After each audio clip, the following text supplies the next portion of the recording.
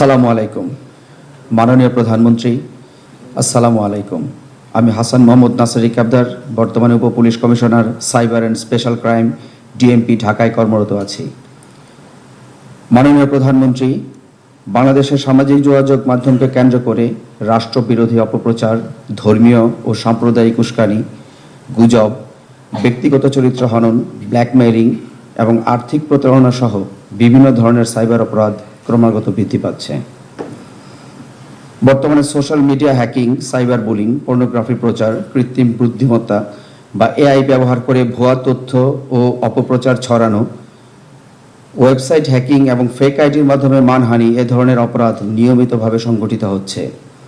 এর ফলে ভুক্তভোগীরা মানসিক বিপর্যয়, নিরাপত্তাহীনতা এবং সামাজিক সংকটে পড়ছে, যা অনেক ক্ষেত্রে আইনশৃঙ্খলা পরিস্থিতিকেও নেতিবাচকভাবে প্রভাবিত করছে। ইন্টারনেট ব্যাংকিং সার্ভিসের প্রসারের সঙ্গে সঙ্গে অনলাইন প্রতারণা এবং অর্থ আত্মসাতের ঘটনা উদ্বেগজনক হারে বৃদ্ধি পাচ্ছে। 2016 সালে বাংলাদেশ ব্যাংকের $81 মিলিয়ন চুরির ঘটনা এক হাতে ঝুঁকির মাত্রা স্পষ্টভাবে তুলে ধরছে, যা সাইবার নিরাপত্তাকে এখন জাতীয় নিরাপত্তায় অপরিহার্য অগ্রাধিকারে পরিণত করেছে।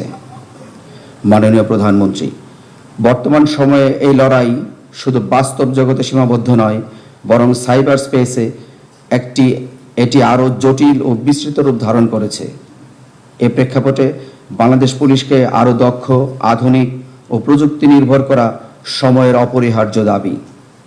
বিশ্বের বিভিন্ন দেশ ইতিমধ্যে স্বতন্ত্র সাইবার পুলিশ ইউনিট গঠন করে সাইবার অপরাধ নিয়ন্ত্রণে সফলতা অর্জন করেছে, কিন্তু বাংলাদেশে বিদ্যমান কাঠামো এখনও সীমিত এবং কেন্দ্রীভূত হওয়ায় বিভাগীয়, জেলা ও থানা পর্যায়ে জনগণ অনেক ক্ষেত্রে প্রয়োজনীয় সেবা থেকে বঞ্চিত হচ্ছেন।